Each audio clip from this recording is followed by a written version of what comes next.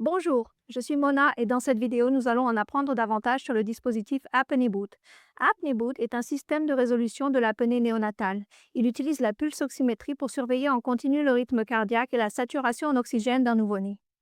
Lorsque ces deux paramètres tombent en dessous d'un seuil prédéfini, indicatif d'apnée, la botte d'apnée fournit un stimulus vibratoire au pied avec une sonde spéciale pour aider les bébés à redémarrer leur respiration. Dans l'emballage du produit, vous recevrez 5 éléments. Le manuel d'utilisation, l'unité principale, le cordon d'alimentation, la sonde de pulsoxymètre et la sonde de stimulation du pied. À l'arrière de l'appareil, il y a le connecteur de prise d'alimentation, l'interrupteur AC et un autocollant contenant le code produit unique. Veuillez vous référer à ce code pour toute assistance clientèle. À l'avant de l'appareil, il y a l'interrupteur marche-arrêt de l'appareil, l'écran d'affichage et une série de 4 LED. La première LED s'allume si l'appareil fonctionne sur une alimentation électrique AC. Cette LED au centre s'allume lorsque l'appareil alarme et stimule. La LED suivante s'allume lorsque l'appareil fonctionne avec une batterie faible, indiquant qu'il faut recharger. Et la LED suivante dans le coin s'allume lorsque l'alarme est mise en veille, en appuyant sur le bouton d'alarme adjacent. Ensuite, il y a ces 5 boutons utilisés pour personnaliser les paramètres de l'appareil selon les besoins. Le bouton le plus en haut est pour mettre l'alarme en veille. Les boutons flèches et réglages servent à personnaliser les paramètres de l'appareil. Et le bouton historique sert à afficher le nombre d'événements de bradycardie et de désaturation au cours des 12 dernières heures. Cet interrupteur à glissière sert à activer ou désactiver la fonction de stimulation selon les besoins. L'appareil utilise 2 sondes. D'abord, la sonde de l'oxymètre de pouls qui se branche dans ce connecteur. Ensuite, il y a la sonde de stimulation du pied qui se connecte dans le connecteur adjacent. Pour Utiliser. l'appareil, connectez le cordon d'alimentation et mettez l'interrupteur à sous Attention. Ensuite, branchez la sonde de l'oxymètre de pouls dans le connecteur. Assurez-vous de bien l'enfoncer. Ensuite, connectez la sonde de stimulation du pied dans son connecteur. Assurez-vous d'aligner cette encoche sur la sonde avec la forme ici. Vous entendrez un clic indiquant que la sonde est correctement connectée. Appuyez sur le bouton d'alimentation pour allumer l'appareil. Un écran de configuration apparaîtra. L'alarme se mettra en marche, toutes les LED clignoteront et la sonde de pied stimulera une fois dans le cadre du démarrage de l'appareil. Séquence.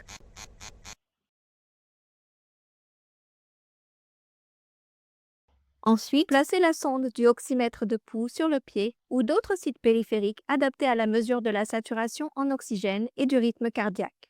Connectez maintenant la sonde du pied en plaçant l'orteil pointant vers le fil, et non l'inverse.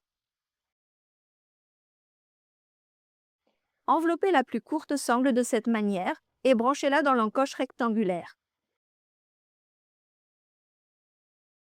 Ensuite, enroulez la plus longue sangle autour de la cheville et branchez-la dans l'encoche ronde.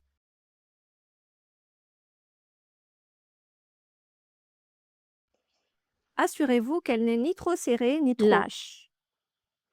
Une fois connecté au bébé, attendez quelques minutes que l'appareil se stabilise et commence à mesurer des valeurs stables. L'écran affichera les valeurs mesurées de SPO2 et de rythme cardiaque en grandes lettres et les valeurs limites en lettres de taille plus petite à côté. Dans le coin supérieur de l'écran, il affiche l'intensité de stimulation. Il montre également l'indice de perfusion, les messages de l'appareil ou la durée de l'apnée en cas d'apnée. Lorsque les valeurs mesurées descendent en dessous des valeurs limites définies, cela est identifié comme une apnée et donne un stimulus vibratoire à la plante du pied.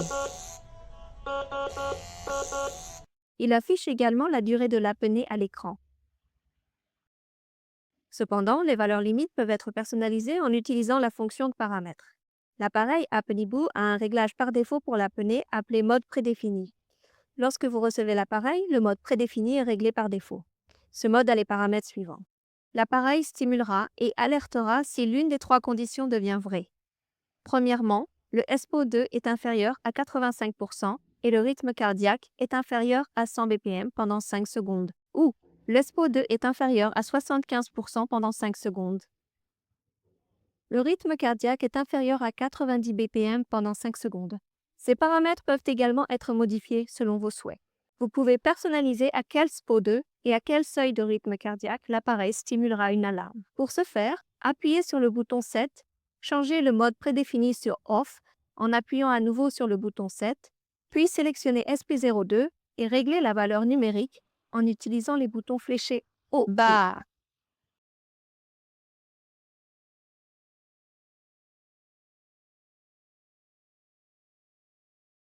Répétez la même opération pour régler le rythme cardiaque. Ensuite, vous pouvez également définir la relation entre le SPO2 et le rythme cardiaque comme condition et ou. Vous pouvez définir la durée pendant laquelle l'appareil attendra pour stimuler une alarme. Cela varie de 5, 10, 15 et 20 secondes. Appuyez sur Sortie pour enregistrer les paramètres.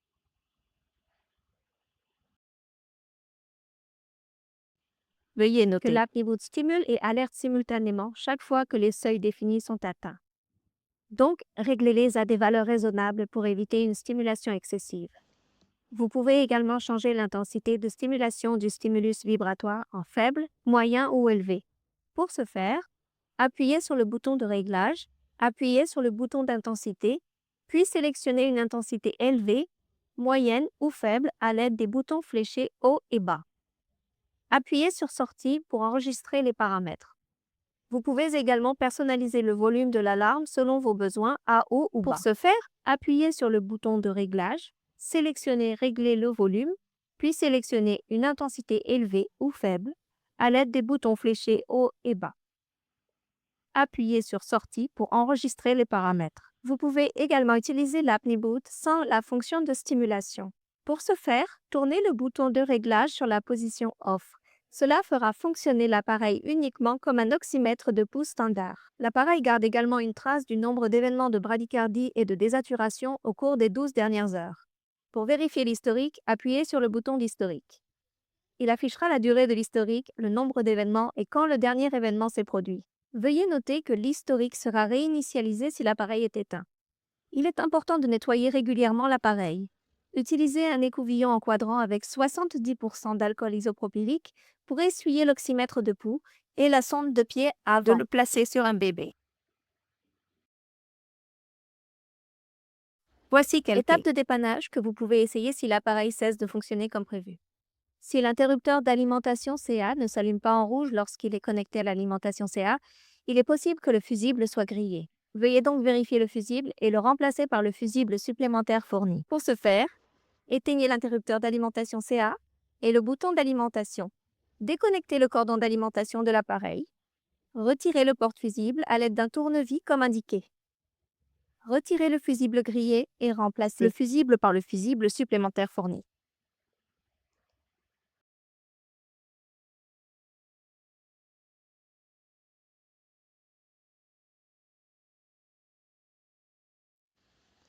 Si la sonde de l'oxymètre est connectée à l'appareil et qu'elle affiche toujours « sonde non connectée », vérifiez si la LED rouge de la sonde est allumée ou non et vérifiez si elle est bien connectée à l'unité principale.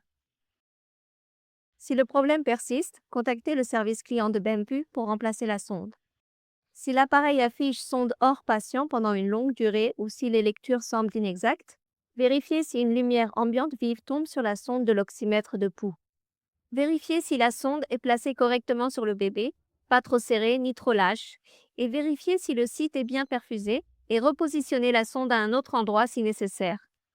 Veuillez noter que l'AppNiBoot stimule et alarme simultanément chaque fois que les seuils réglés sont atteints. Donc, réglez à des valeurs raisonnables pour éviter une surstimulation du bébé.